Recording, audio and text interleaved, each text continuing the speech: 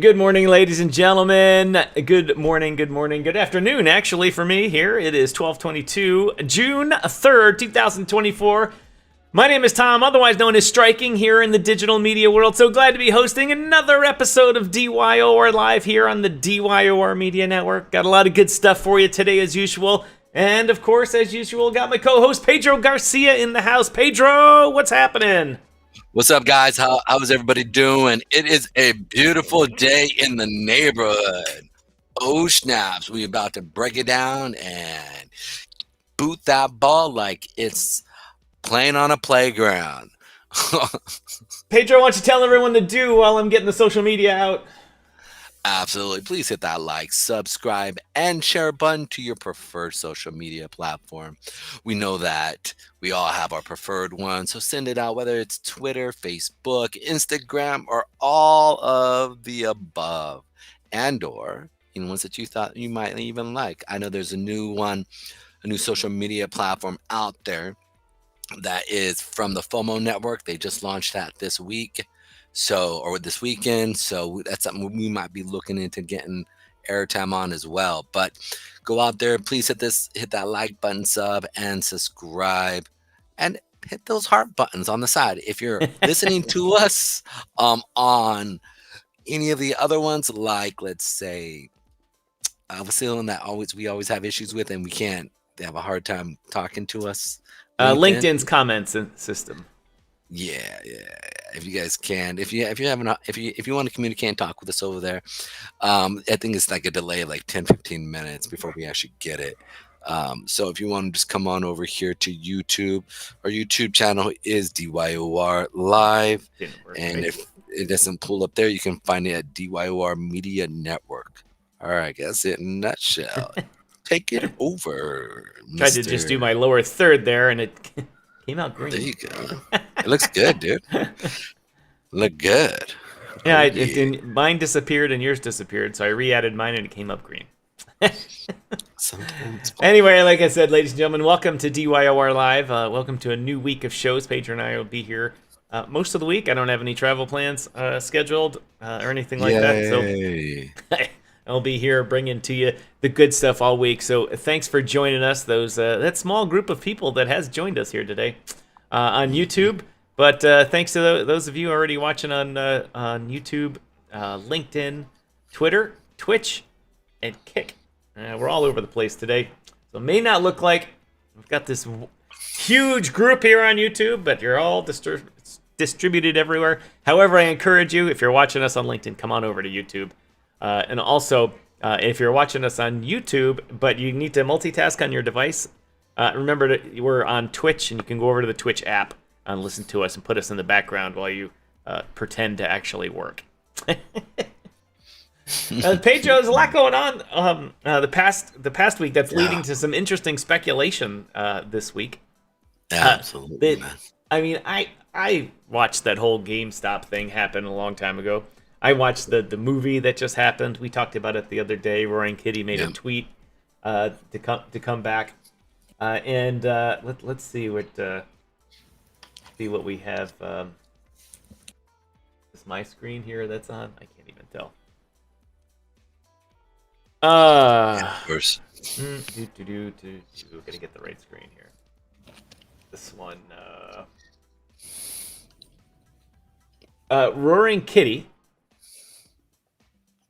The big name behind the GameStop Corporation MemeStop saga, Sunday night revealed that he owns over $115 million worth of shares in the video gaming retailer. The influential investor, who has a large following among Redditors, especially users of Wall Street Bets, posted a screenshot that he owns millions, 174 million worth. Its value is 210 million. Big in the calls of GameStop and all that.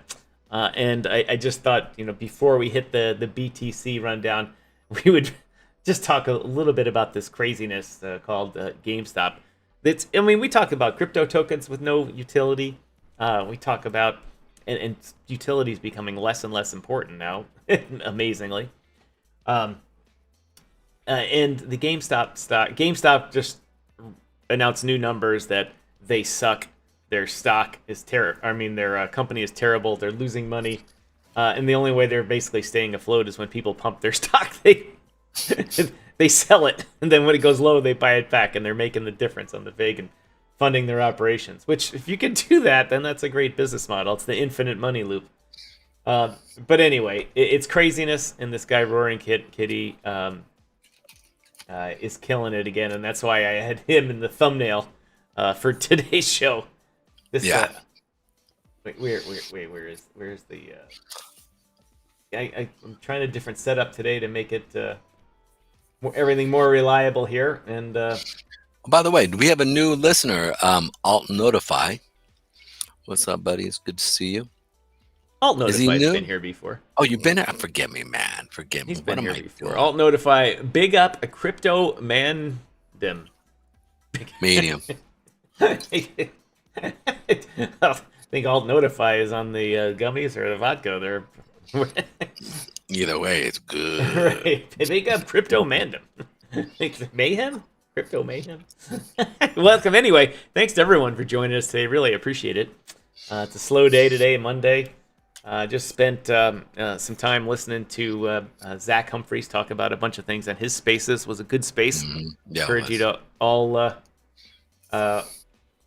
go talk, or I'll subscribe to Zach, follow him, and participate in his spaces. Pedro and I talk there a lot, and hang out with him. But Pedro, this number up here above my head has been going crazy all day today. It's been up, it's been down, it's been up, it's been down. The day traders are making a fortune today, but the rest of the market is going, what the hell's going on? We've been consolidating now for like 3 months. What's going on? What's going on with BTC, Pedro? That's a great question. BTC right now is still in its range-bound area of that 73,000 to the pretty much 60,000, 59,000 mark area. And like I've said in the past, right now we're kind of just consolidating, waiting for, I hate to say it, maybe a clean decision on Bitcoin and what they want to do. A decision on what they really want to do with Bitcoin, right? Like self-custody. The U.S. government. I think this is past the U.S. government now. Oh, yeah. I don't disagree. But they still hold a lot of power there. And so right now, this whole entire consolidation period is literally kind of setting up for, I think we'll see a big push after the elections here. You can see that it's the beginning of the month, and we've pushed up. And so typically I teach that if it pushes up first, what will it do? What will it do? Yeah, it should sell off. Right. And so I'm expecting to see this thing. And if you're a student of OTA, you know that if we gap up into supply, typically what happens is we then see a sell-off. And that's what we've done. We've actually come through, gapped up in supply area here, and we're going up. So we're getting sellers here where there's this seller monthly wick. And now the next thing we should see is probably kind of consolidate over the next week or two, and then sell down into this area by the end of the month of that, like I said, that 60,000 mark area. That's what I'm expecting to see what happens. So that's on the month because we're in a new month. So let's check out that weekly chart here. You can see here on a weekly chart, nice little situation here. We came through, new month here, we opened up. Sure enough, look, I mean, it's pretty clear. We had a doji. We went up first into supply. We're coming down. Same thing here on the daily. You can see we consolidate, had a doji, shot up to go down. It shoots up in the beginning of the week to sell off. Shot up to go down. Unfortunately, that's kind of how it works. That's how it works. What happens today? Look at just the chart from today. So I think what it is no, I don't mean the daily chart. I mean bring up like the 5-minute chart. Yeah, here we go. You haven't worn that button out like I have. But... I mean, we started out this morning really nice and moving up, and then somebody said, "No mas." Normally Monday we see these ETF pumps where they, well, maybe that's it. Maybe the market maybe the market was finally anticipating the ETF pump, where the morning guys come in on Monday and say, all right, I'm going to fill all the orders for the ETFs. And so they loaded up, they front ran that, and then once the guys did the buying, they sold. I think personally what happens, as I'm looking at the chart here, I don't see any demand wicks. Remember, I always talk about demand wicks. Demand wicks shows that they are buying.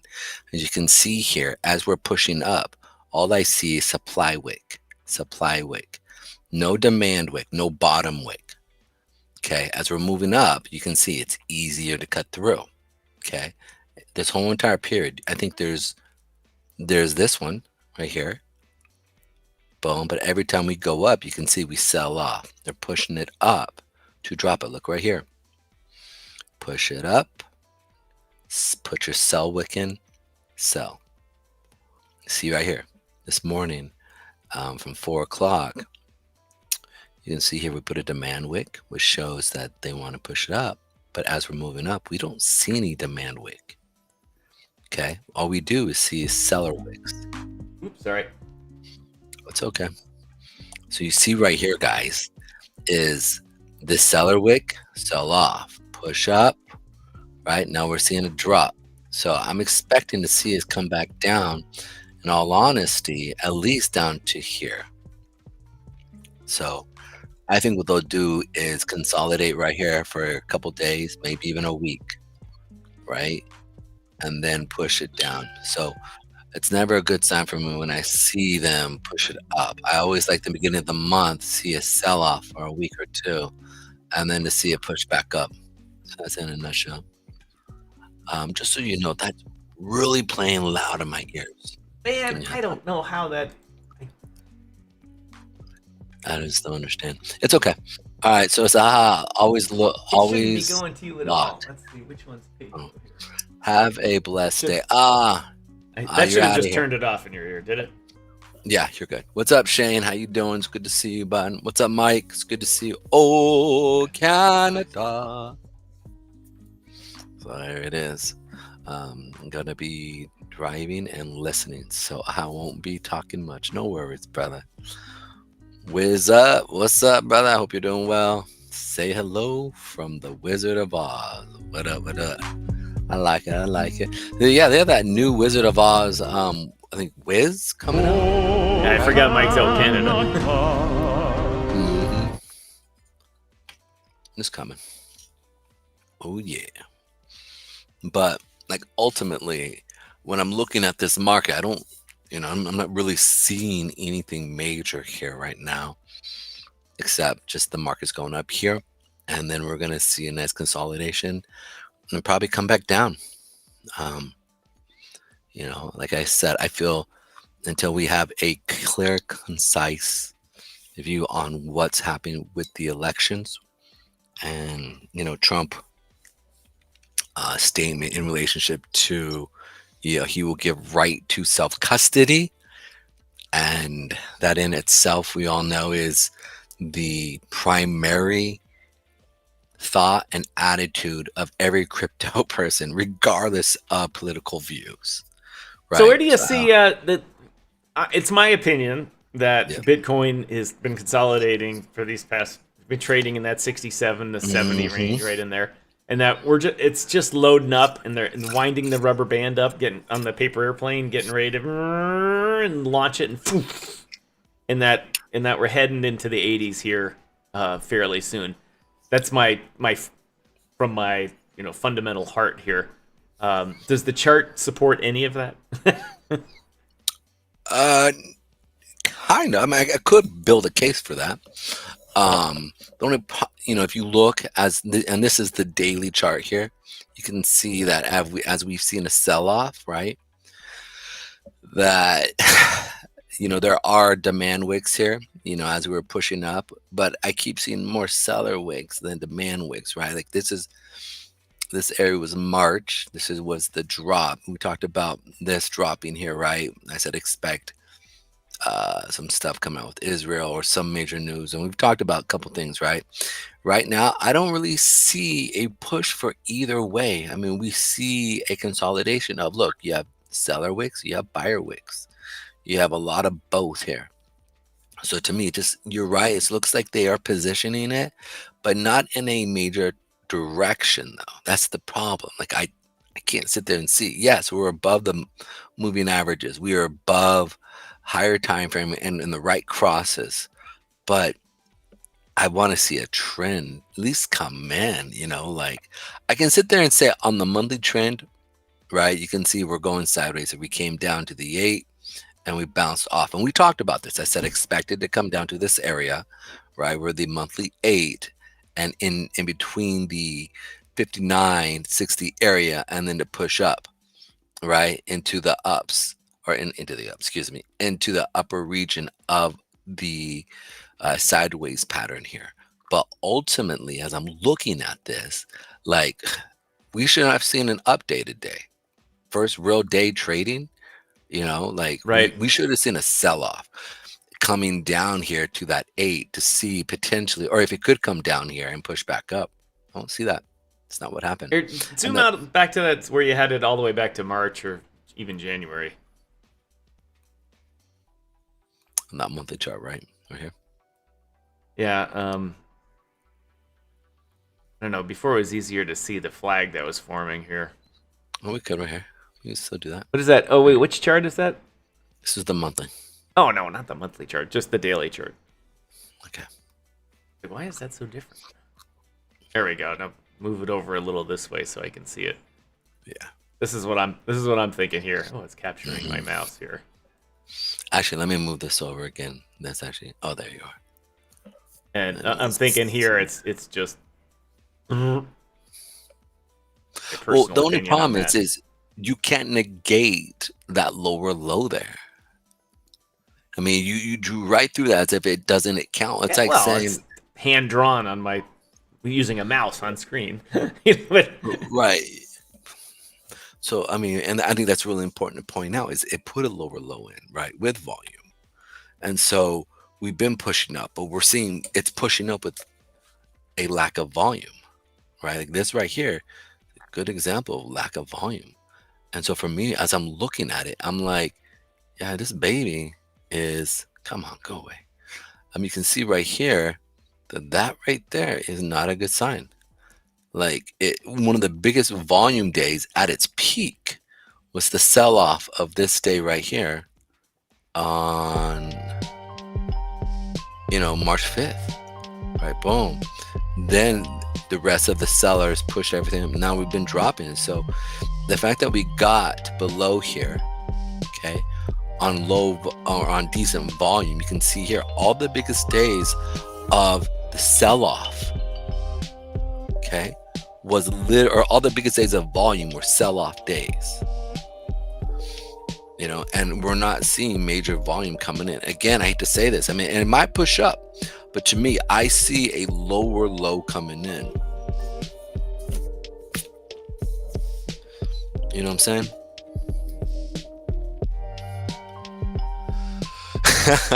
Moon. Could. I'm not disagreeing. It could, but I just, like I have to see the way it works. And the fact is that if we look at the S&P 500, right, the S&P 500 is starting to put in lower highs and lower lows. We are starting to trade off of economic reports, right? Today we had the isms. All right, is it isms? Always. Give me a second. Boom. Hey guys, I just put some lo-fi on and tell me if it's too loud or if you can't hear it at all. So just real quick, so we can go over this stuff here. So today we had some major economics. So we had PMI today. It actually hit lower than where it was supposed to be. But obviously certain things will be revised. In America, we do like revisions and all that stuff. So that's always fun. And boom. All right, it might just says, when moon. Right now, man, I can just draw the moon on the screen and we can go there. Just draw a little rocket ship. You can see here, so the isms right here for this week coming up. Today we had the where is it? The PMI. Where is it? But it was at 7. Where we at? 645. U.S. global manufacturer PMI. You had isms. Boom. Certain ones were higher. Let's talk about this week for Tuesday, though. What potential market moving situations we shall see. So we have job openings for April tomorrow at 7. So that could move Bitcoin as well. So something to be paying attention to. That's going to be 7 Eastern Standard Time. Pedro, on that note, that I just was reading an article about unemployment for young people, and I think they classified it as 25 and under. That's horrible. Even in the States, it's at 8.9%. And in Canada, it's at like 10.5%. But in a lot of countries in the Middle East and stuff, it's at 59%. No, 42%. And I found that eye-opening because whenever young people are unemployed, bad things happen. You end up with, in countries that are weak governments, you end up with like that stupid Arab Spring that nearly wrecked the entire freedom cause in the Middle East. Still has in a couple of countries, I might add. But you have revolutions. You have the revolutions. You have that whole movement in Cambodia. The movie The Killing Fields came from. The Khmer Rouge started with unemployed 18-year-olds that displeased with what the monarchy and government was doing with all the money that was coming out of the country. Trust me, they had valid points. I'm not saying they weren't valid points. Well, I think you're bringing up a good point, because here's the reality, right? Like, the current economic system has flaws, but I don't think they're that bad, right? Like, I look at it and I go, okay, it needs help. Right now, it's kind of being suppressed by interest rates and certain things that are being done. And there's arguments to say that interest rates really don't matter, right? Like, but if I got to take a loan in business, I'm going to second guess myself of starting a business at 17%, versus, let's say, 1% or 7%. Now, I say 70% because I think we're going to see interest rates get that high, right? Like, right now, if you want to take a loan on a business or something like that, man, I mean, you're paying 7%, 8%. Now, that's crazy. I know what I just said here means that we're going to have a 100% increase at least in interest rates, right? That's crazy. And I hope I'm wrong. But what we need to see right now is an innovation of jobs, something that can create real jobs, not government jobs, right? And in that same sense, there's the only thing that we currently have right now is crypto. You know what I'm saying? Unless Tom, do you know another industry that could explode the job industry? Space industry. The space industry. The space industry. Elon Musk put out a supply chain PowerPoint presentation a couple of weeks ago, in which he said, this is all the stuff we're going to be spending billions and billions and billions and billions and billions of dollars on. Not like, oh, this would be great. He said, we need to buy all of this stuff. We can't develop it all ourselves. He said, we'll develop it if we have to, but what we'd rather have is the market compete to bring us the best products. And he listed everything you could think of for needing to live on Mars. Not just to live there, but to get there, to develop the technology, to build the whole supply chain. And he said and he even went through the majors that schools need, everything from aerospace engineers to botanists to all this type of stuff. And he said we're going to be spending billions. And I just forwarded that right to my kids. It's like, look, told you guys to go into these major, or I didn't tell you to, but I suggested these majors that you were going to go into because there's going to be a shit ton of jobs in it, in the space industry. And not just like, oh, I've got to learn how to build rockets. That's the rocket part of it is going to be the small part of it. That's like the rocket part of it's going to be like the company that just gets the contract to build tanks for the army. Mm-hmm. That's a big contract for General Dynamics to build tanks. It's billions of dollars a year. But the defense budget is $1 trillion. And so the space budget is approaching probably $1 trillion in economic GDP with its supply chain, but it's going to go bonkers as we set up space in the moon, as we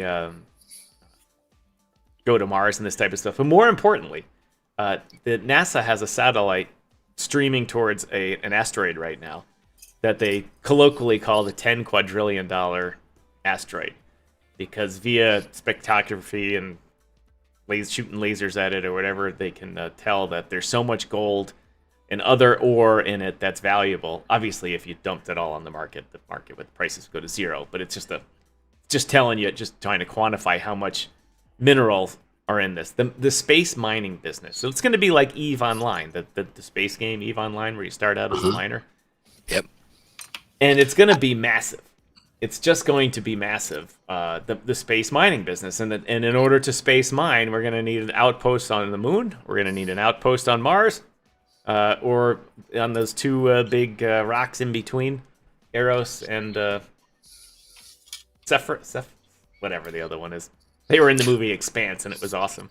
But that whole thing, you're going to see this space industry just turn from launching satellites around the Earth and hope to go to Mars type stuff into, all right, let's stop stripping our planet of its...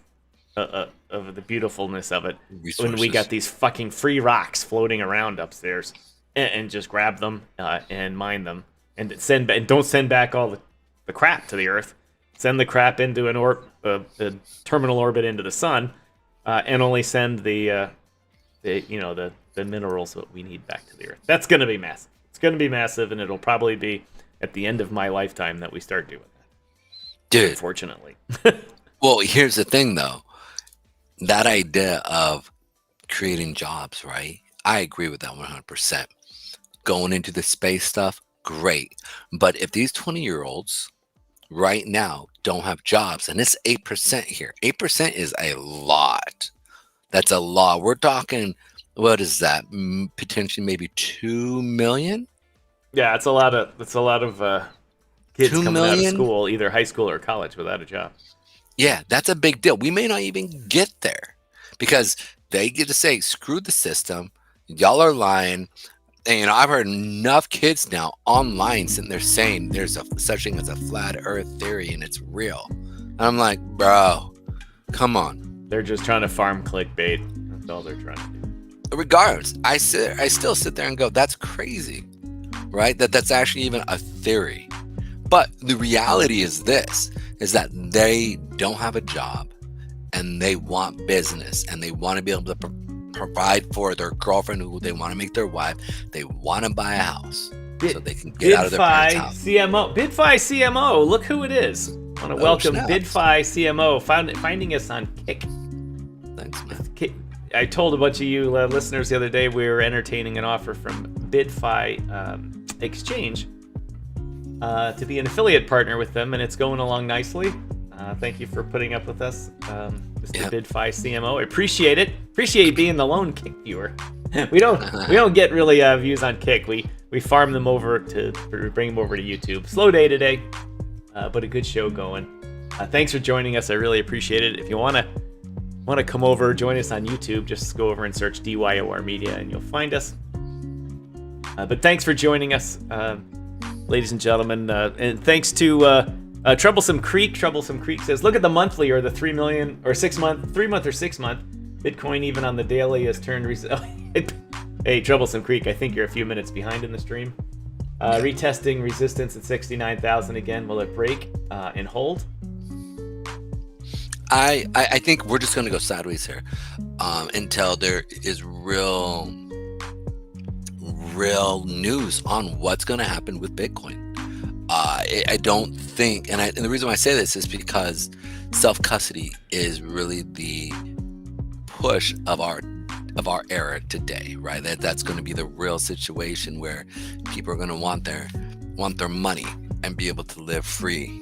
So, on the back end, I think we're going to see a sideways push until either if Biden has another 4 years, I think we'll see a sell-off. If Trump gets in because he's pro-crypto, we're going to see a huge push-up. I think we'll go sideways until November. I think you're right about that, but I think the sell-off will be temporary if Biden wins. Because the rest of the world will be seeing it as just a buy the dip. Time to buy. Yes. Yeah. They'll look at that and say, oh, Biden got elected. Let's let Bitcoin sell off and then they'll buy it, and it's moon time. Not that the BitFi CMO we're moon people here. We are not moon people. No, but we're talking about. We're it's you know, we're talking about potential on Bitcoin to go up. Yeah, the potential is there. The short-term issues of what the election does, either Biden or Trump, is geopolitical. As I say, a short-term issue on this.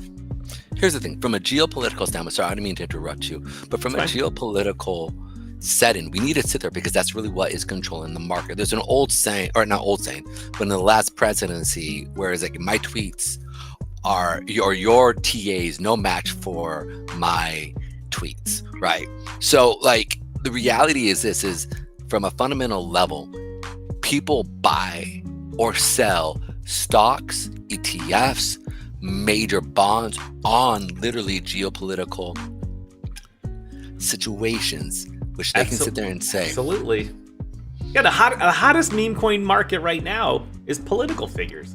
Yeah. Trump, MAGA, Bowden, all of those things. Bowden, so to be honest, if BitFi CMO is still here, how do you guys deal with these political tokens that come in and just catch fire? Do you list them? Do you not list them? I'd love to learn about how you do that. But the whole geopolitical talk news cycle, it does drive crypto. I mean, there's no doubt about it. It's crazy. Crazy. Shoot, Space Cat is here. What's up, Space Cat? I just realized you're here. What up, brother? Oh yeah, you can. Since I turned the effects off in your ear, you didn't hear me play as. Oh, snaps. Snappity snaps. So, like from when I'm looking at Bitcoin, I got to sit there and look at this, going, okay, we're definitely in. And it was funny is we were talking about this sideways pattern right here. And so we pretty much saw it. Excuse me 1 second. Sorry about that. I grabbed a nip. A chocolate nip. A chocolate nip. You know those chocolate nips that are like the dark chocolate nip? Not one person listening to this stream thought some kind of chocolate there. All we were thinking. I know. I just realized that. Yeah, I got it. Grabbed a chocolate nip and I was chewing on it because dark chocolate helps the brain. I found this out, and so I wanted like a little bit of, something here. So anyways, long story short, look, I bring this up because it's really important. We were talking about the sideways pattern about right here, I think, is when we brought it up. We need to check the DYOR AI when the first time I really started talking about the sideways pattern that we're sitting in right now. I think it was back in April is when I started talking about it because we were coming down, and I said we're kind of in this sideways pattern. You can see, and you saw it where we went down, right? We didn't put the lower high in or the lower low here. Stimpy. Ren, Stimpy, you idiot. You idiot. Well, no, I would actually think like Pinky in the Brain. If we're gonna go into it, chocolate nips and nipples. I sound rich. Yo, you know what's funny, dude? I was listening. Who was I listening to on the space, man? And I literally said, like, insert Beavis and Butthead. Dong. Who was talking dong? Oh, Merlin. What's his name? Trader Merlin. He was talking about dong on Friday or Thursday. You guys, if that's another guy I really like a lot. He brings up. He's a huge crypto guy, and he's a go check him out if you guys like him. I listened to him. He's got good stuff. But he was talking about what currency has the dong. It's not whatever. It's a Vietnam. That's going with the nip thing right there. Yeah. But I just literally said insert Beavis and Butthead. He just said nip. All right. Anyways, all right. Side note. Okay, let's jump back here on a real level though. So when we're talking about here real quick, is that the idea is that, look, you can see it pretty clear here that there's a sideways pattern. There's got to be some big volume starting to come in. If I'm going to sit there and say, all right, this thing is going to push up, we've got to see volume down here. We've got to see volume at the lower parts. That means then people are establishing real orders down there. And so I can sit there and say, okay, people are buying in. They want to push this thing up. So that's where I struggle with. And what's the one thing I always look at, right? Like, and I know it drives people mad, but we need to sit there and see what are the inflows, what is Bitcoin really? Do we have real flow here? And give me 1 second. Yeah, I just repositioned your chart so we could actually see the volume now because it was below the edge here. But you're right. The volume in the past basically the past month has not been where it's needed to be in Bitcoin. Absolutely, it's been a little off, and I don't know why we can't attribute it to the summer doldrums because this isn't the old days where the bankers went out to the Hamptons and didn't trade, and the brokers went out to the Hamptons and didn't trade for the summer. Bitcoin is 24 hours a day. Half the world is in winter right now, so it's not the summer doldrums. We got to always make sure we think out of our own personal bias box here, and that's I speak from a North American winter-based mind. It's a summer doldrums, and the guys in Australia are like, hey, it's winter down here. South Africa, it's snowing, and South America, you have major buyers down there who go down there, literally traders, right? When it's freezing here or whatever it be. Anyways, I say this because you have major trading that happens around the world nonstop. And I want to bring this up because this is really important. Let's look at the longs and shorts actually coming into Bitcoin, right? Now, here are the longs. Okay, I think it's really important to look at. Here are the longs we see. And over the last... Wait, hold on. I know you're saying this is the Bitcoin longs, but what does the chart actually show us? The number of what? The number of, I believe, actual real buyers, real sellers. Like how many coins are actually being bought and sold in relationship to the actual coinage. That's what I believe this is. Actually, you know what? I believe that's what it is. I should probably go through and really research this. Like in relationship to the whole entire thing. This is, somebody was telling me years ago, I think it was Moonrock Canada's, which is a major legit real company that sells good quality medical grade marijuana, and they do a great job, like legit. And so I think the CEO Cameron was sitting there talking to me regarding, he's like, you can trade this. And so I looking through and I sort of realized, I was like, oh wow, this is dynamite information. Dynamite! But sorry. But in the same sense, that's what Sue was explaining this to me. And sure enough, you can trade this and it gives you. So actually, I'll do more research on that. I'm pretty positive this is giving us great insight into what's actually happening into Bitcoin. And I thought it was just the actual coin itself, the actual the spot price of it, or the spot coin itself being traded per day, and people holding versus selling off and liquidating. So I'll do more research on it. But until then, you can see here that you actually have more buyers versus sellers. And because of that, and this goes all the way back literally to March 12th, right? And so and so when you look at Bitcoin itself on March 12th, March 12th, right? You can see here and say, where are you, March 12th? Right here, March 12th is right here. We've gone sideways. There's sideways motion here, yet people are buying, okay? Yet we're not seeing movement in the market, and nobody's shorting the market here as well. Give me 1 second. Anyway, Pedro, it's time for me to do a quick sponsor tune-up here. Ladies and gentlemen, as we all know, we got to earn our fiat around here. This wouldn't be possible. These shows wouldn't be possible without our sponsors. One of which you can see at the bottom here is the World of Rewards token, and I'm going to jump back over to their website here. Trying to get the word out to two groups of people here. One, if you're a crypto user, consumer, buyer of crypto, and you want exposure to a bunch of small projects that have been vetted by, I won't say completely vetted, but have gone through a process to be listed on the World of Rewards website, then you can get access to a bunch of new projects at very small market caps. And by buying the World of Rewards token, you get rewards in these projects, which gives these projects more holders. So if you're a small project, and you say, I need more holders, go over to the World of Rewards .finance Telegram room. Get in touch with the team and say, I want more holders for, and they will get them for you by putting you on their reward system. It's a good project, and we thank them for sponsoring us and being our partner here at DYOR Live. Also, I'd like to point out the guys over at the DeFi Dojo.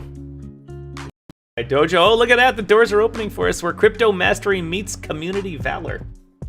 Whatever that means, I don't know. But what does happen is what DeFi Dojo can do is they can get you a package of AMAs on Telegram, Twitter, or Telegram, X Spaces, and even on the great video web here known as the YouTubers, us. And you can get a decent package to get your crypto project exposed to a whole bunch of places at once. And they can organize that for you. So in the comments down below, everywhere except on LinkedIn, because LinkedIn doesn't allow Telegram links.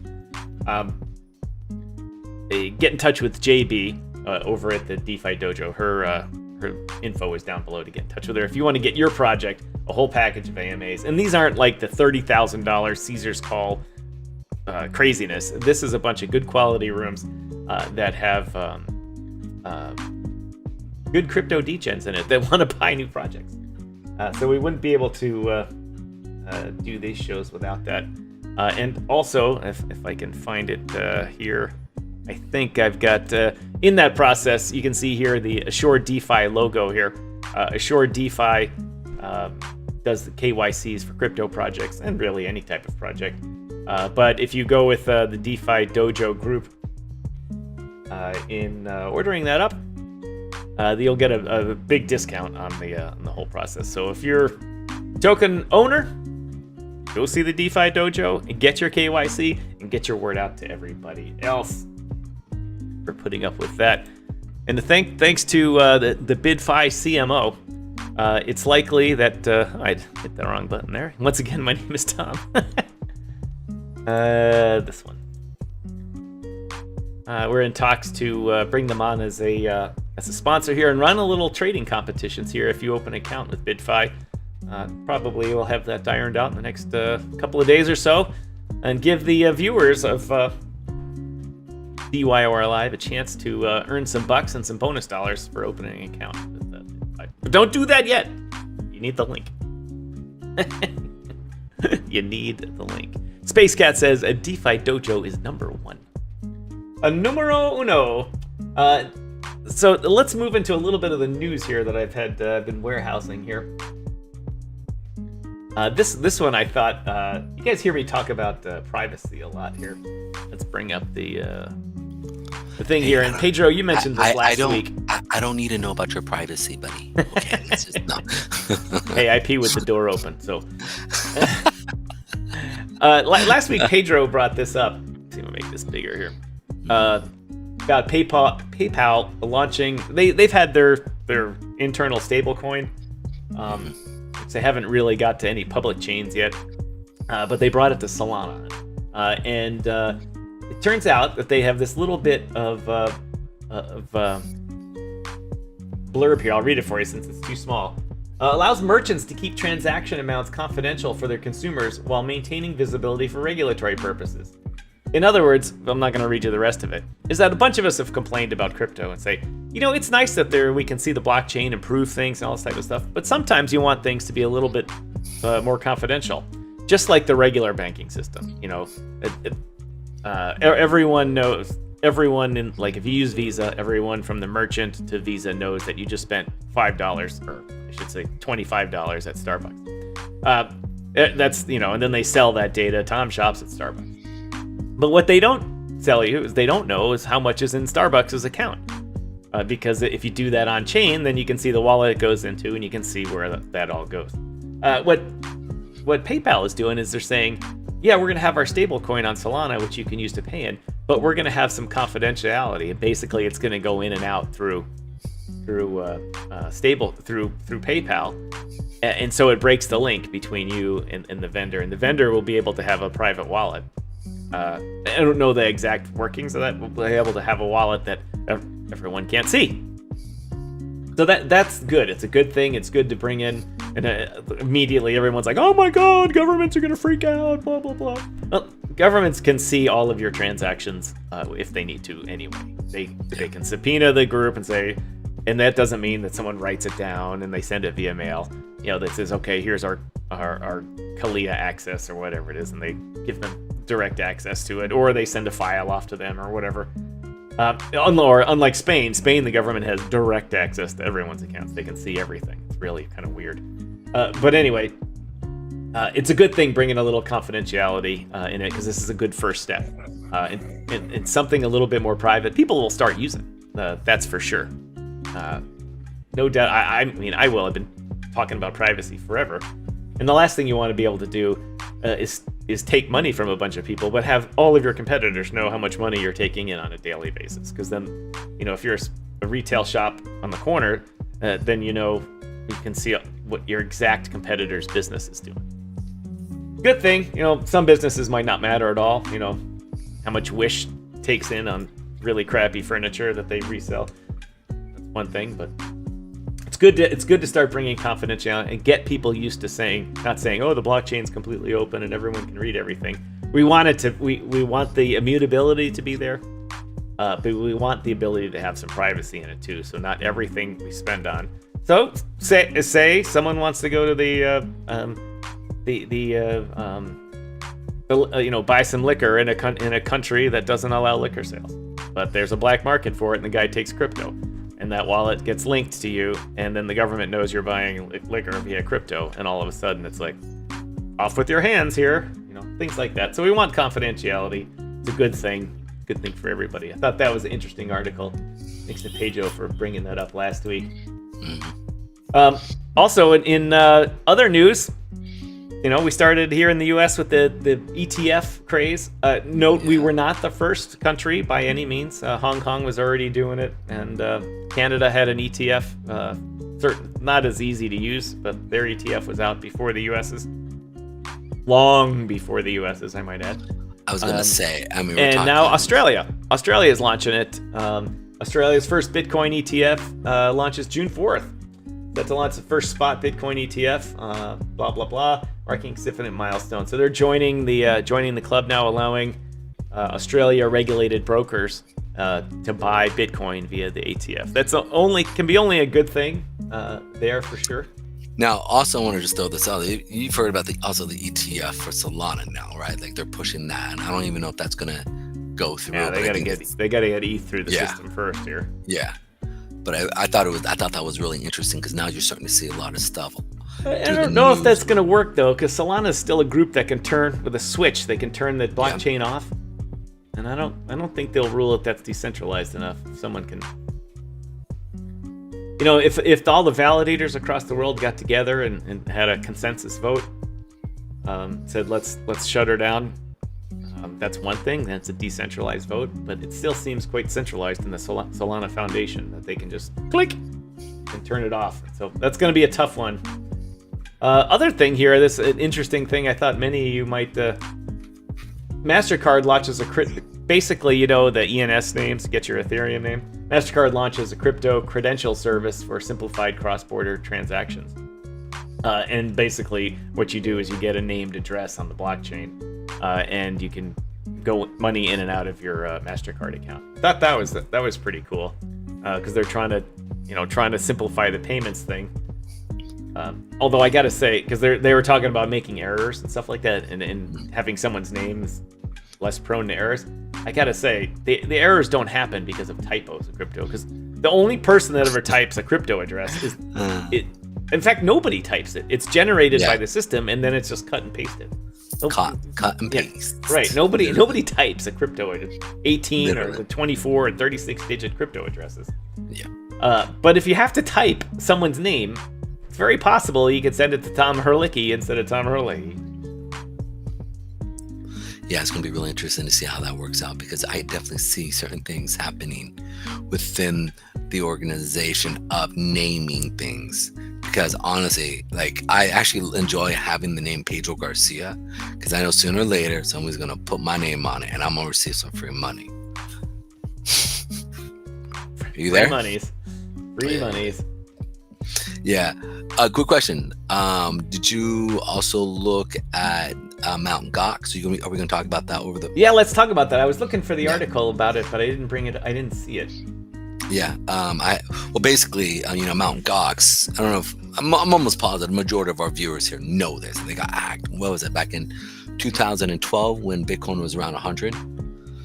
Yeah, 2012, 13 or something like that. Yeah, something like that. So obviously, like, Bitcoin was a lot less than what it is today. And so when they got hacked, everybody just thought, okay, that's just it. Boom, boom, boom. Bitcoin's down.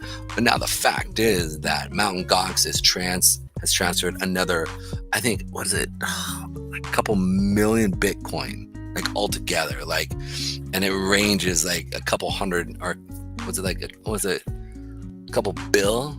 I think it was like 10 or 20 billion dollars. It wasn't super huge, but still enough to where my biggest key is this, and I want to talk about this. Do you think people are actually going to hold their BTC? Because the fact is that, you bought it at a price point, right? That, where it was $100, or whether you got it in at $10 or $5, right? Like that reality is that now it's sitting. Now you are literally a millionaire. Some of these people are literally millionaires. They just got transferred. Now, granted, they're getting, 15 cents on the dollar, which I think is BS, right? But right, where's the rest going, right? But the reality is this: is I sit there and I look at this aspect and I go, if all of a sudden, okay, I'm a struggling 20-year-old, right, or 30-year-old, and all of a sudden I get put into my bank account, or Mt. Gox account, right, gets transferred to me. Now I'm worth $1 million, $2 million. Like, in all honesty, I'd take half of that out. I'd put it into a interest rate that's paying me literally 5%. You know what I'm saying? Like, Bitcoin sitting there is not paying me. And I'm struggling. I got to feed my family. Interest rates are going, or inflation, it keeps going higher. So I would sit there and go, you know what? I can make an additional $50,000 tax-free here, right? And be happy, right? And not have to work 24/7. So from my standpoint, like, I probably would sell it. I mean, what would you do, Tom? I'd sell half of it. You would dump it? Well, you got to assume that the people that, like, if that money was returned to me, or that I didn't have that kind of money in the first place. Like, if I was like, they're gonna be refunding $9.67 billion. Yeah. In 141,000 BTC. Maybe some of those holders are wealthy, but most aren't. And I would diversify that. I would obviously I would sell at least half of it right away, diversify it, spend it. I'd throw the wickedest party you've ever seen. Dude, get out of here. Are you serious? It would be DJ Palooza and the coolest. It would be a wife head shaker, like, oh God. Dude, I think your wife would punch you in the throat. I really think she would. No, because that would get her somewhat helping organize it and stuff like that. And she would also keep me on the level to that kind of stuff. But it would be a multi-city, multi-day party. I've got a $500 million here. I got to do something with. Oh man! And here's the thing: imagine being the people. All of a sudden, you're sitting there, and it's like, do you tell your friends? I see. That's the thing is, I wouldn't announce this, and the reason why I wouldn't announce it, because imagine all the people that are going to come around and sit there and be like, "Hey, Tom, how you doing, man? Remember that one time I said you look great in those jeans?" Hey, boy, might have used some jeans. Like, or you remember that one time I helped you around and sit there and be like, "Hey, Tom." Jeans. Like, I don't know, man. We'll see. Hold on, I'm gonna send out a tweet to get more people watching the Twitter feed or X feed. Yes, but the thing is I look at that and I go, wow, that's a real thing, though. That is a real thing. And imagine having that pocket change. I mean, for myself, I would definitely put that into, some type of municipal bond fund. Take half of it and then leave the other half for posterity. You know what I'm saying? Because I do think we're going to see one day a BTC be $1 million. Like it will be $1 million, whether that is in 20 years or whether that's in 100 years. But that I'd put that into a trust, saying you're not allowed to spend this, right? Like, and oh yeah, there would be some serious trust fund work here. yeah, absolutely. Stuff set up for my kids, and so they couldn't just get it and blow it. What's funny is I actually have a friend of mine. So his father-in-law went through. It's funny. These two guys married sisters. So these two brothers married the same sisters, right? It's gonna be totally cute when they start having babies and they all look alike. You'll be like, wait, who's this? Who? Right? It's because it's the same genes, right? But it was funny is his father said the father-in-law went through from the ladies. Father-in-law went through and gave them Bitcoin. And I remember he was telling me, he was sitting there, he's like, yeah, they gave me this X amount. I said, do not touch that Bitcoin. Yeah. And they're like, why, man? Because he's not really into Bitcoin. Right. And I said, I am telling you right now, you're set there. Bitcoin may cut in half. It may. I don't know, but it may cut in half. You're still set. Because here's the thing. I don't see Bitcoin ever going anywhere. If anything, you've got an asset that you can take collateral against, okay, and take loans. There may come a time, I won't say there will be, but there may come a time when your USD may not hold collateral like a BTC. And so that idea is you play both, keep both, and then struggle to get a loan to buy a house or take, X amount of money and buy a house. Live kind of small, but do not touch that BTC because you don't know if that BTC turns into X amount. You don't know. And most likely I think we may see $1 million Bitcoin, whether that's in 20 years or whether that's in 50 or 100 years. It's something that it most likely is going to happen. Are you there? I am. Yeah. Just checking up on social media right here to get, as they say, get some more eyeballs on us. For those of you listening out here, drop us some comments. Thanks to Troublesome Creek for joining us after a while. I haven't seen you that much. Appreciate it. Yeah, it's good to see you. Absolutely. Where's Dr. Chuck is taking another Monday off. Hey, man, shoot, that man's a hardworking man. Mining the fiat every single day, that's a hard life. Mining the fiat. That's funny. Holders every time Bitcoin. It's here's the thing. I know personally, if we do see a drop in Bitcoin as this extra Bitcoin comes in, we'll see. I just see it as an opportunity, honestly, to buy more crypto at a deeper discount. And I think, like you said, the banks will see it that way as well. This is my view.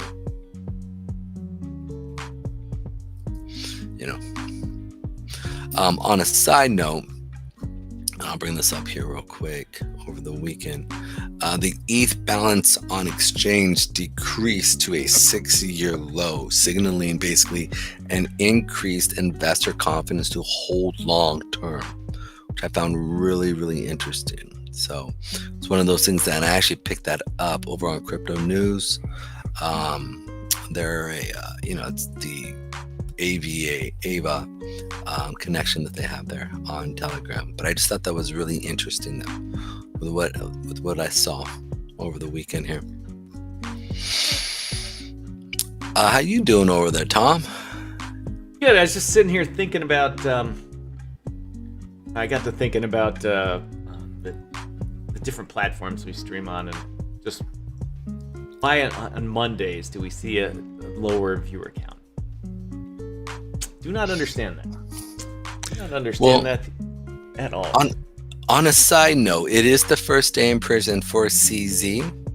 He has gotten maximum protection 247 and protection 247 and not with other inmates. So I guess he's by himself. So shout out to CZ, man. Stay strong. Don't drop the soap. And yo, you got this, bro. Stay strong. 4 months, that's not so bad. I mean, 4 months from now is September. June, July, August, September. Yeah, end of September. Spends the summer in the joint. And nobody wants to spend any time in the joint. But talk about the street cred. I mean, I'll be honest. Yeah. Like, I've been to federal prison in the United States of America. Other guys be like, "Oh yeah, I was in prison in Mexico." Ooh. Well, the fact is I was that in Pakistan. Oh, I don't want to go there. No, you're missing it. You're missing. The point is, I've been to prison for crypto. Like, and I survived it. Now I'm golden. Dude, like, that's that point where all of a sudden now you can sit there and so if somebody wants to question your loyalty, you just sit there and be like, bro, I've been to the federal time. Yeah, I've been to the joint, bro. and if y'all send out a prayer towards that man. I thought he would be in prison before Sam SBF. It breaks my heart, man. Just the whole entire situation with even SBF, man.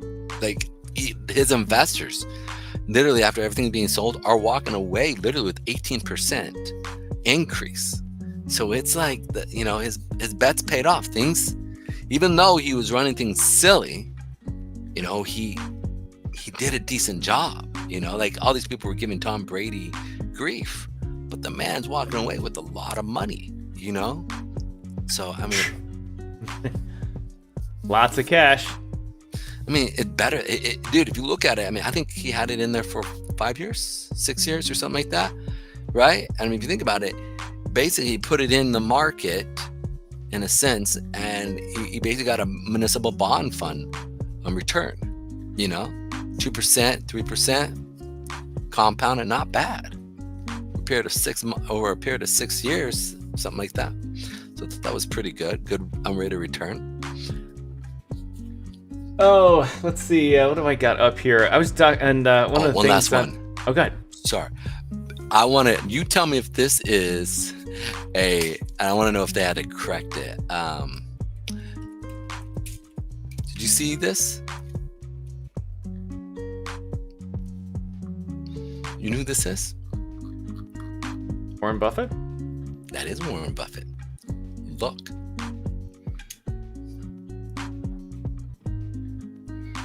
How far did that candle go? That's a candle? That is a candle. Oh, that's got to be a price glitch. A glitch. That's got to be a glitch.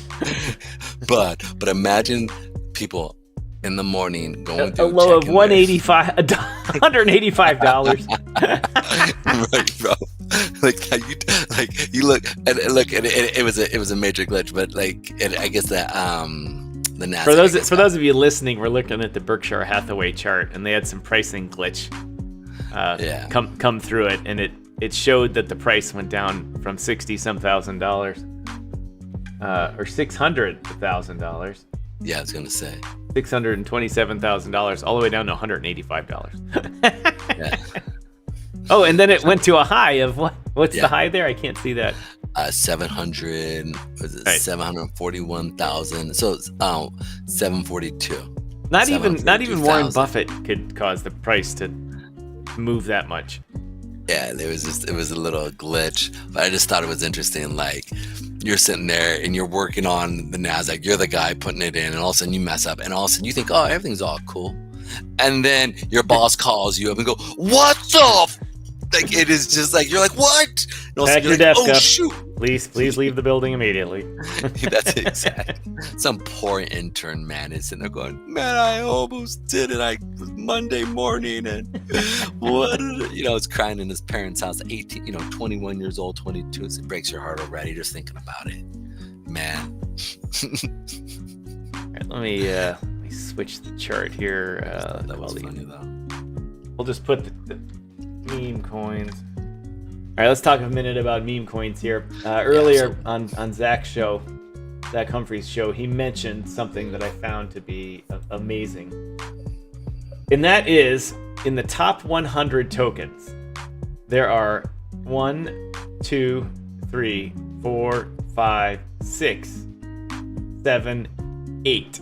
There are 8. Actually, when he said it, there was 9. One must have popped off. 8 of the top 100 are meme tokens. How about that? How about does them this give a apples? total? This give a total market cap for this? I won't even bother. Just round it. Just round to the nearest, No, I don't want to guess. Market cap here is $63 billion dollars in the meme coins here, with a trading volume today of $8 billion, $8.2 billion. I mean, if that's not amazing, I don't know what is. I mean, yeah, just the concept that tokens that have no utility at all, no hope for utility, or maybe like SHIB, they introduce some utility, but nobody really cares about it. That, SHIB is still worth $14 billion. Doge, $23 billion. Yeah. Just in the volume, and SHIB traded on SHIB today, $531 million. $531 million worth of SHIB have traded in the past 24 hours. I mean, even the lowest tokens down here, Brett, now at 106 million in 24-hour volume. I was watching Brett being traded yesterday, and it just spiked right up.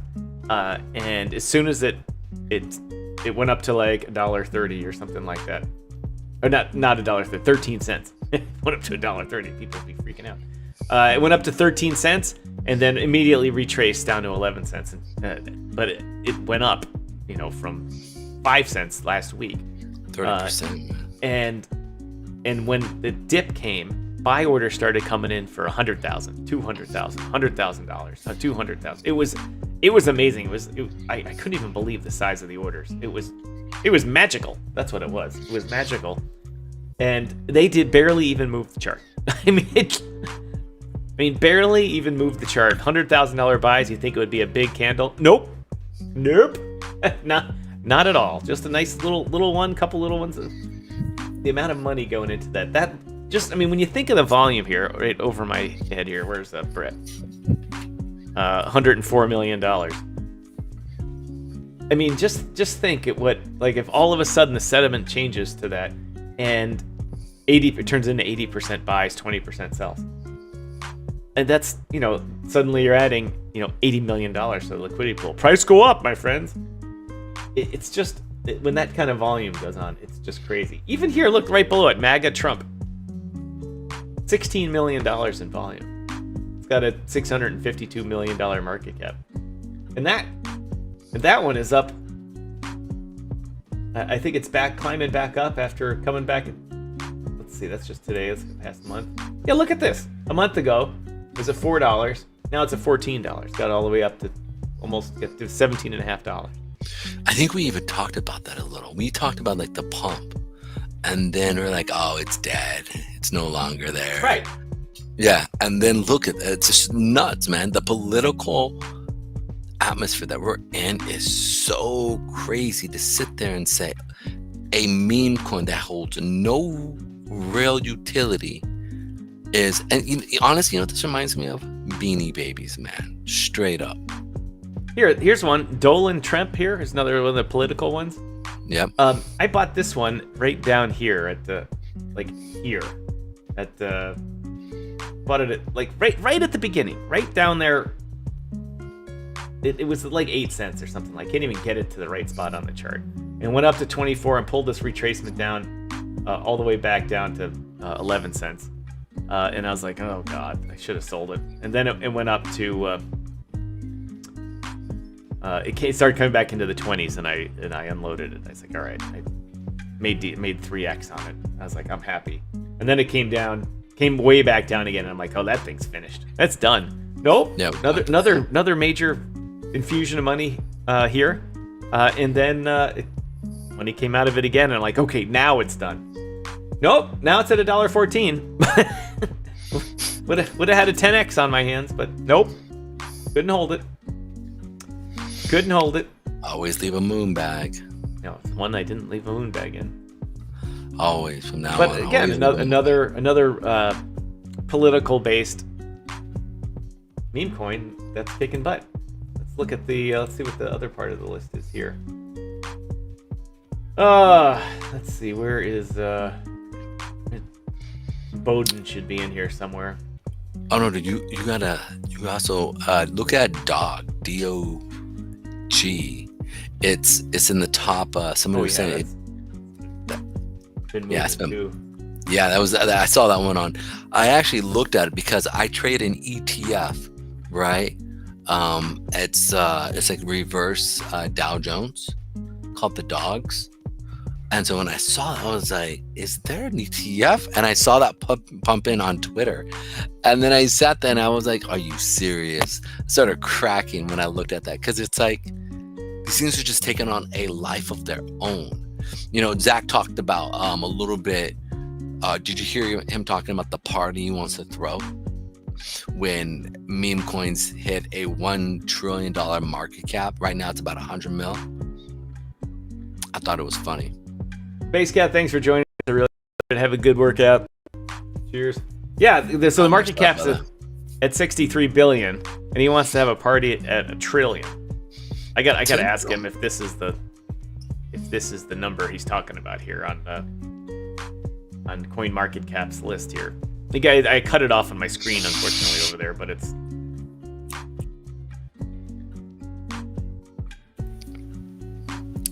You went silent on me. Oh. I don't think it's me.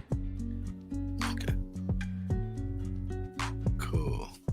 Yeah, man, it's kind of a slow day in relationship to news, but I just found just this weekend really interesting from last week, and what was saying about crypto to this week. It's kind of like sad, it's like almost a reverse 180. And talking about Drump, no, not Drump. What is it, Dolan Trump. Yeah, Dolan Trump. That's a trip. Just I sit there and it just doesn't make sense to me. Speaking of doesn't make sense to me, I don't understand. Can you explain to me what the Trump guilty hush money case about? What was that? It's about falsifying business records, and then when asked if you did that, saying no and lying to investigators. That's all it's about. I mean, is it a big deal? No, I'm sure lots of big companies, play with their books a little bit. However, what he did, ultimately, when you misclassify something like that, and you turn it from an expense that's not deductible into one that's fully deductible, your taxes end up changing because of it. And obviously, it didn't really affect the amount of money his taxes were, because he pays billions in taxes. Or not, doesn't pay billions, pays lots in taxes. Millions. Actually, no, he pays 800 and. I mean, that's my problem with it, is that they were just doing it, and I hate when governments make examples of people. Yeah. They should treat everybody fairly, and they should have said, look, this is a problem. You should need to pay a big fine for doing things like that. And he would have gone, okay, pay the fine. Won't do that again. And because that's what they do to everybody else. But they made it in, because they had an agenda, they made it into the felonies. And I don't want to get into the political talk about it, but the judge was very partisan on it. And there's the wonks on both sides, on that cable channel to the right and that cable channel to the left, are like, this is going to get overturned in an appeal, and that's gonna happen, and the people in New York are going to be made fools of. Well, here's the thing. That's not. But the whole entire point behind this is it wasn't about even the court case or even being made fools. It was about making him now saying that he is a felon. But he's not. He's not, because he's not going to be it. And your conviction, it does not stand until you've exhausted all your legal remedies. But what I'm trying to say is this: he's technically not a felon. But what I'm trying to say is this: is that the fact is that there's a reason why the government goes out and has the initial report when it comes financially, right? Because people don't go back and look at the revisions. Okay. Right. And so even though the reality is inflation is way up higher, people don't look at that. They look at the initial number. So no, inflation is only 2%. What are you talking about? and even though we go to the grocery store and we buy gas and we have to buy goods and services, and our dollar isn't going up, or excuse me, our dollar isn't going as far as it is. It's all about the initial shock and awe, in which actually wins in today's media climate. And so that's what I sit there and I go, that's why I wanted you to bring it up, is it really doesn't matter, because it's not going to stick, but that will never be told. Right, and what's going to happen is that it'll get overturned. He'll win the appeal, and Trump will say, "See, I was right," and then everyone else will scream, "Oh, see, the rich people can just pay to get off," and it'll be a whole nother thing. But the general principle is, it's not illegal to pay hush money. If you're concealing evidence of a crime, that's illegal, because you can't conceal evidence of a crime or engage in a conspiracy to do it. But he paid hush money. I mean, corporations pay hush money all the time to stop whistleblowers. They settle lawsuits to say, hey, you can't. Here's some money, so you can't talk about this. Happens every day. It's not illegal, but it's illegal to falsify your business records. There's a lot of forms that you fill out in business. Like when you deal with banks, when you deal with the government, when you register for certain things in the financial system, that you certify that your accounting is, free from defect. And obviously, accountants make mistakes, and there's always mistakes. Audit Chain here, our sponsor, finds these mistakes all the time. But it's difference between making a mistake and concealing something, which they shouldn't have done. If they had just put it in there, nobody ever would have found it, Anyway, that's besides the point. Totally besides the point. Thank you, everyone that's watching on Twitter. I appreciate you guys. I really appreciate it. I don't know. I tried to set it up so that the chat there was open, but it locked it up for subscribers only. Why does it do that? I don't understand. I don't know. They've been messing around with the programming for this for a while, so. Yeah. Hey, I just sent you something on Telegram. Check it out. I think it'd be an interesting thing to talk about. And it's basically just MicroStrategy. Did that just happen? Oh, that was back in March. Oh. Yeah. No, this is in June. No, it says March 11th. Well, yes, March 11th. But it's the MicroStrategy and Michael Saylor settled tax case, settles it for $40 million. Oh, that's not what you sent me. You sent me that they bought another 12,000. Oh, that's interesting. I'm shocked that you didn't.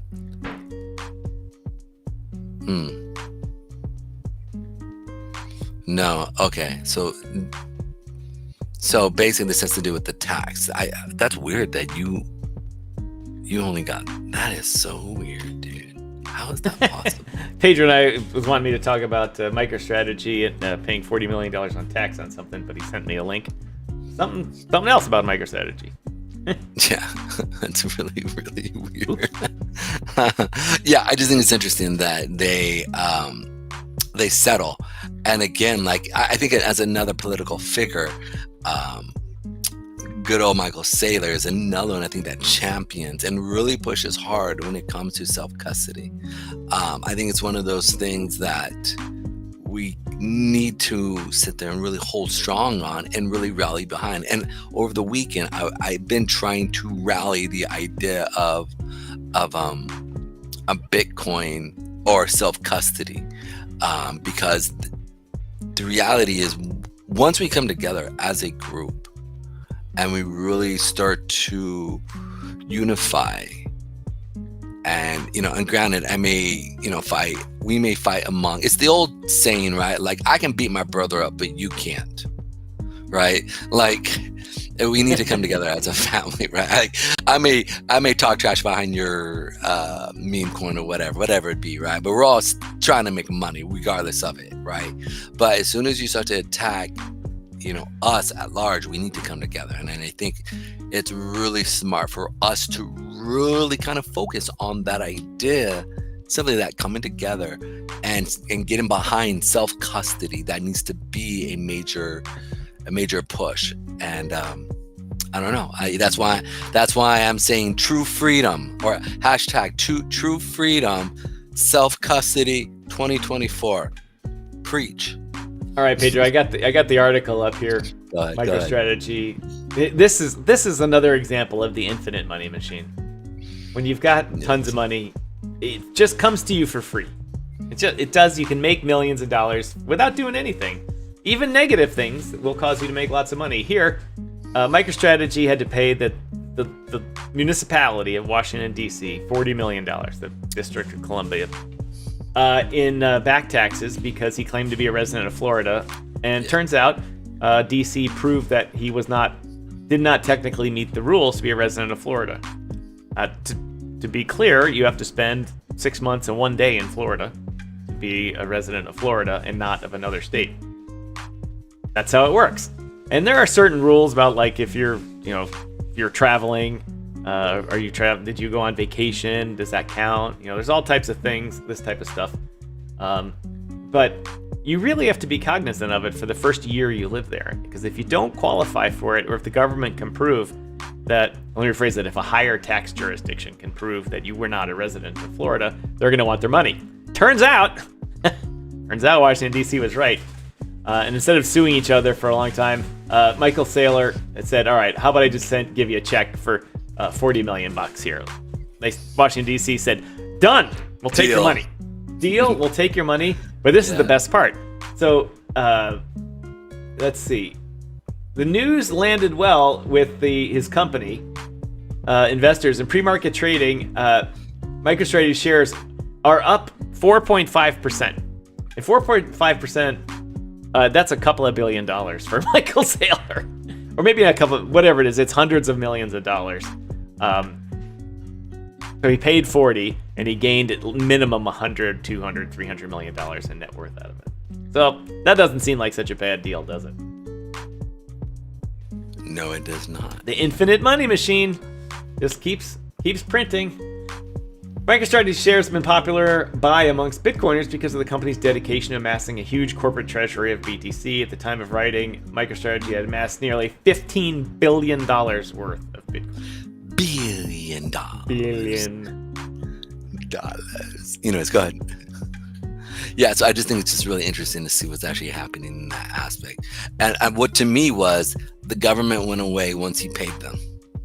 Right? Like with Trump, right? Like he's sitting there paying. And again, this all has to do with money and politics. It always had, and regardless of the situation that's actually happening, we didn't, because it was all about him and Stormy Daniels, him trying to keep Stormy Daniels quiet.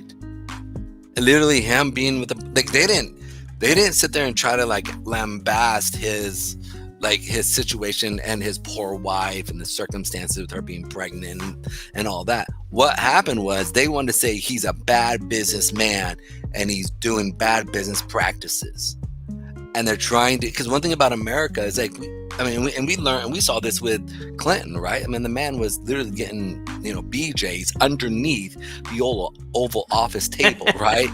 And we were like, oh my goodness, you don't need to, and he got busted. And still, half America was like, oh, well, I wish I was him, right? And I say half because a lot of the guys, right? And I remember even as a kid, and they're going what? And hearing, some men talk about it, and they were just cracking up over the whole entire circumstance, and him be like, man, I'd hate to be caught like that, right, with my pants down. And there was these little jokes, right? I thought it was so funny. So anyways, it's really more or less with Trump, his whole entire push of, look, why didn't they talk about those things? They wanted to discredit when it comes to his money situation and business situation. And I just think the way they did it was wrong. What are your thoughts? I think there are other bigger things to fry except for that. You're going to go after them. I'm sorry. While you were explaining all of that in detail, I saw this picture of Biden and his fake hair. I want to see it, bro. Let me see it. And show it. Yeah, no, it's here. I got it on the screen.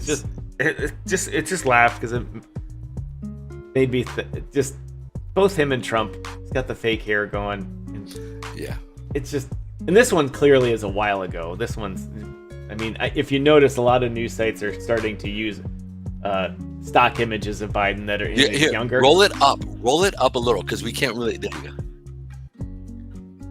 You can see that? No, you're good. You're good. Head cut off there. Anyway, I digress. Dude, I just think it's funny when I look at it, because he's sitting there, and I think what's interesting more than anything is that, like, they're trying to mask him looking old. Like, this dude is old. Like, you can't sit there and mask it. Like, you know, like when I look at Martha Stewart, right? Like, I don't sit there, you know, and she's older. She's an older woman. Respect her. She served her time. She got her street cred too, right? Boom, boom, boom.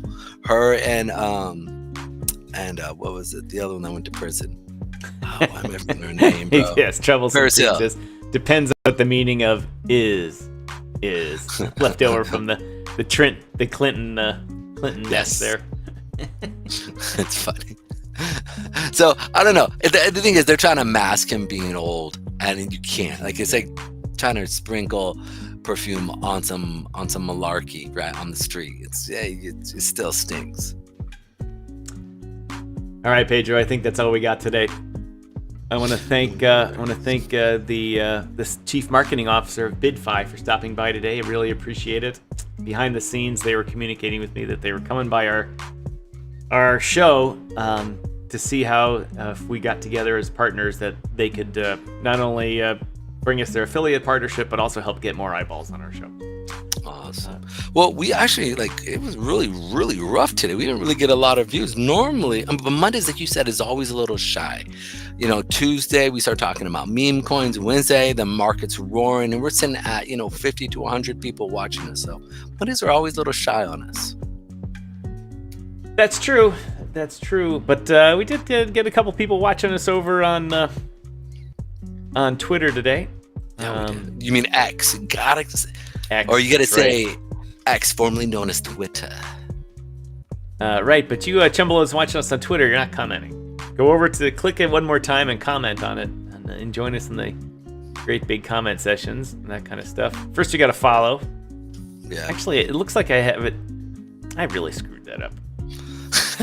Next time, tomorrow, we'll figure it out. Let's see if I can post it and join us in the great big comment session. I screwed it up. The comments on Twitter. I for some reason, instead of everyone, I chose my subscribers only, and I don't have a subscriber, not followers, but subscribers. It's okay. Oh well. Tomorrow will be a better day. But thank you to everyone that watched on LinkedIn. Also, we had a couple of viewers over there. Really appreciate it. And of course, the one viewer we had on Kick was the important one. Could be a new sponsor for the show. Yep. And of course, to all of you Tremblones here, Troublesome Creek, Space Cat, Shane Storts. I hope your cat or dog or whoever it is watching too. Pedro and I will be back tomorrow, doing the usual stuff here, talking Same about bat channel. Let's get the end of the show music going. Yeah, keep it here. Come back, same bat time, same bat channel. In your general Come on, have direction. some fun. Hopefully, we were at least funny today. Not a lot of news, except for just what everybody kind of already knows. That Oh, did we talk about it? I don't even think we talked about it. MT Urshad Mola, thanks for joining us. Really appreciate it. Got all the way to the end of the show before you commented here, but thanks for watching. Appreciate it here. Thanks to everyone that stopped by today. As I always like to say, my name is Tom, otherwise known as Striking here in the digital media world. So glad to be hosting. To have hosted another episode of DYOR Live. Before we go, Pedro, you got anything else to say? Be safe up in these crypto jungle area. All right, my people, stay safe. Stay safe, everyone out there. We'll see you tomorrow on All Week. 12:15 tomorrow ET, 16:15 UTC. Enjoy our going out music here called Manila Kick Tracks. You can find it. I guess you can find it on YouTube like you can find anything else.